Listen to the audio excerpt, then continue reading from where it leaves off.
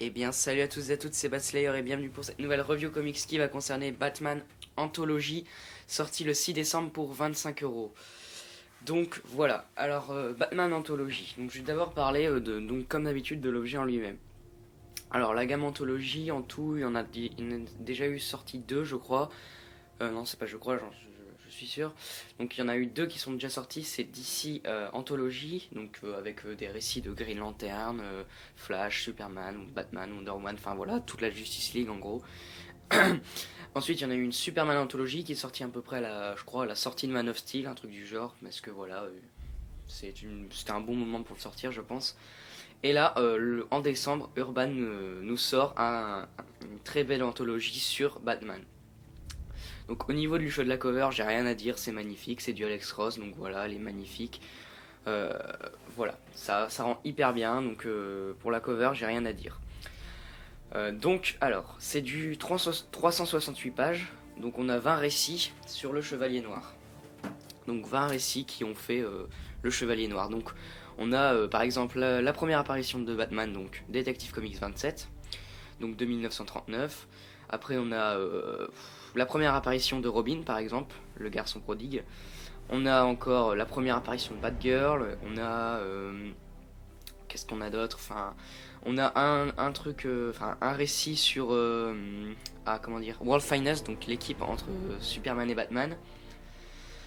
Et puis bien sûr on a des choses plus récentes de 87, par exemple, je ne sais pas, ouais, enfin on a du Crise d'identité par exemple, de 91 pardon. Donc c'est Peter Milligan il me semble. Ouais, c'est Peter Milligan au scénario. Et bien sûr on a du très très récent avec la première partie de Zero Year, Lance Zero en VF. Donc Batman 21 de Scott Snyder et Greg Capullo, mais j'y reviendrai en fin de vidéo sur ce numéro. Donc voilà, donc on a 20 récits sur le Chevalier Noir. Concernant le rapport qualité-prix, moi je trouve que Urban encore une fois s'en sort largement au-dessus. On est sur du 25 € pour 368 pages. En plus de ça, l'édition est magnifique, elle est hyper travaillée, on a une reliure solide, etc. Donc franchement, encore une fois, Urban, bravo à vous. Vous faites du super boulot. Donc voilà, franchement, j'ai rien à dire à ce niveau-là. C'est génial. Donc voilà, faut le dire aussi quand c'est génial. Voilà, voilà. Alors, donc passons au contenu maintenant. Donc comme je vous l'ai dit, on a des récits sur le Chevalier Noir plus ou moins récents. Je vais vous montrer par exemple, donc, bon là c'est la table des matières par exemple, voilà. Donc là on a la très belle cover, la cover de Bob Kane, donc, le créateur avec Bill Finger de Batman, même si c'est que Bob Kane qui a titré, mais bon, Bill Finger a quand même fait du boulot. Donc voilà comment ça se présente. Si vous voulez, à chaque numéro, Urban fait un petit édito en quelque sorte, qui en gros vous explique ce qui s'est passé avant, dans quelles conditions ce numéro est sorti, et qui sont les auteurs, avec une petite biographie juste là.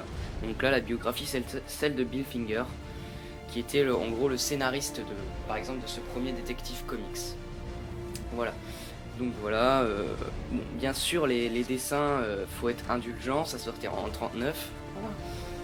En 39, c'est pas les dessins, c'est pas qu'on a aujourd'hui. Donc comme vous voyez, Batman qui est un peu ringard, mais bon, c'est pas grave. Donc, voilà, je vous présente des pages, voilà.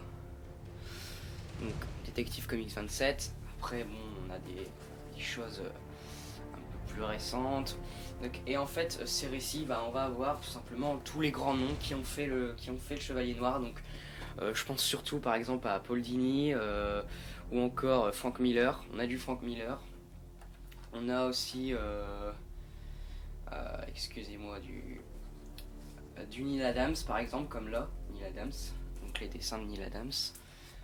Enfin voilà, on a tous ces grands noms qui ont fait ce qu'est le Chevalier Noir aujourd'hui.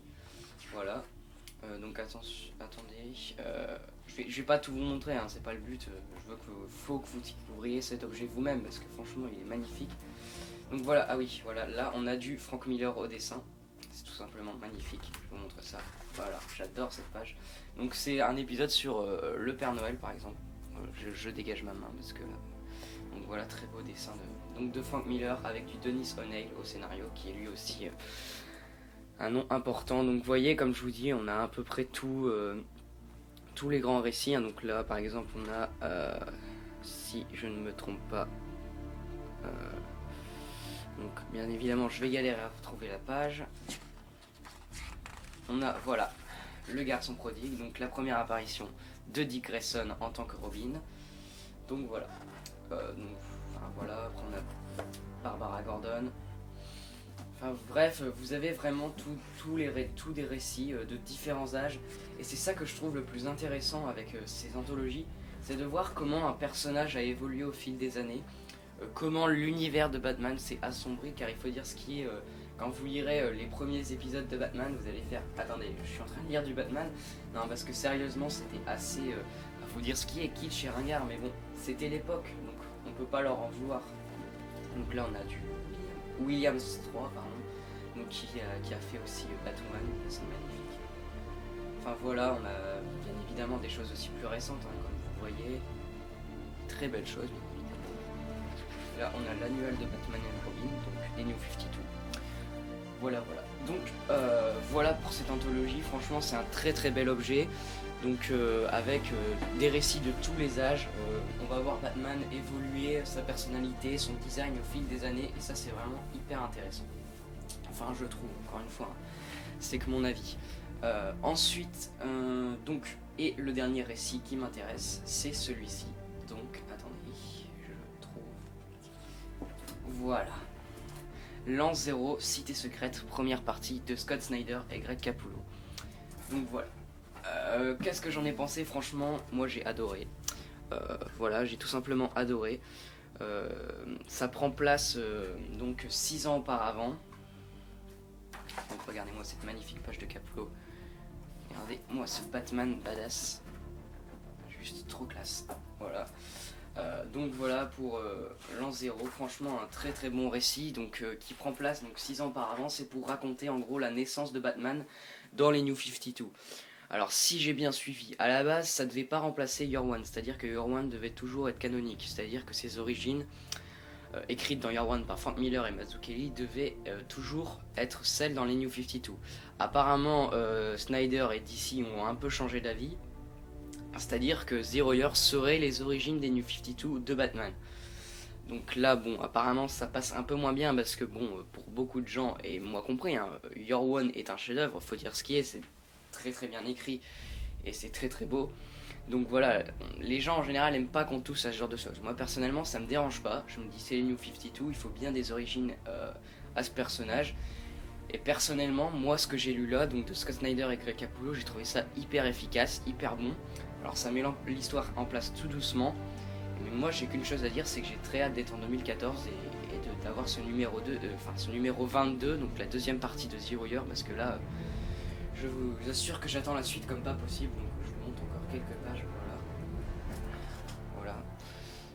Enfin c'est magnifique, en plus Capullo est juste vraiment très bon. Alors il y a eu un changement d'encreur, c'est Danny Mickey maintenant. Honnêtement le changement d'encreur se voit assez. Puis il y a surtout une colo assez vif, enfin encore le Batman 21 de ce que j'ai vu, c'est pas le pire, hein, parce que, enfin pire pas dans le mauvais sens du terme, mais c'est pas le plus, on va dire, le plus touché par cela. Après il y aura une colo vraiment particulière dans ces numéros. Donc voilà pour Batman 21 que j'ai trouvé hyper bon, j'ai hâte d'avoir la suite. Enfin pour l'instant Snyder ne me déçoit pas encore une fois. Moi j'ai trouvé Death of the Family vraiment très efficace, et que justement de pas avoir fait ce que les lecteurs attendaient dans Death of the Family, j'ai trouvé ça assez couillu. Mais de toute façon le Joker reviendra par Snyder, je l'avais vu quelque part, et puis même ça se sent qu'il en a pas fini. Donc ne crions pas sur Death of the Family. Voilà, donc enfin bref, ça c'est autre chose, hein, c'est un autre débat, mais bon bref. Donc Batman Anthology est juste un superbe ouvrage avec des récits vraiment très bons, avec des légendes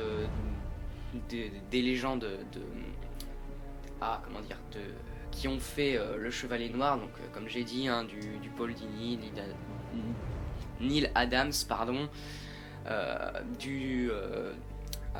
Frank Miller, enfin voilà tous ces noms qui ont fait ce qu'est le Chevalier Noir aujourd'hui. Donc écoutez, moi je crois que j'ai fait un peu le tour. Franchement, moi je vous conseille qu'une chose, c'est de vous procurer cette anthologie, parce que c'est vraiment un très bel ouvrage. Urban a fait un super boulot, encore une fois, donc voilà, je les félicite. En plus, comme je l'ai dit, le rapport qualité-prix est vraiment honorable pour 25 euros, 368 pages, et puis une édition vraiment très très travaillée. Moi, j'ai qu'une chose à dire, c'est que ça vaut le coup. Donc voilà, vous aurez tort de vous en priver. Batman Anthology est vraiment très très bon. Donc pour moi, il faut y aller quoi, c'est vraiment un très bon récit, puis un très bel ouvrage, et puis voilà, pour les fêtes de Noël, je trouve que c'est un très beau cadeau à offrir, ou à vous offrir, donc voilà. Batman Anthology, vraiment très très bon, moi j'ai qu'une chose à dire, c'est de vous le procurer, et puis voilà. Donc sinon, moi je vous dis à la prochaine, je crois que, enfin, pas je crois, pour une review comics sur un kiosque, ça y est, je me suis décidé, je vais les faire, même si dans une semaine, les nouveaux sortent, mais bon, c'est pas grave. Je veux vraiment vous en parler. Donc, le premier kiosque donc de Justice League Saga. Après, pour Green Lantern et Batman, je ne suis pas encore sûr, mais je pense les faire. Enfin bref, ce qui est sûr, c'est que vous aurez Justice League Saga 1 en review. Normalement, dans la même journée, ça se trouve, donc je verrai. Mais bon, bref. Moi, je vous dis à la prochaine. Achetez Batman Anthology, ça vaut le coup. Et voilà, à plus tout le monde.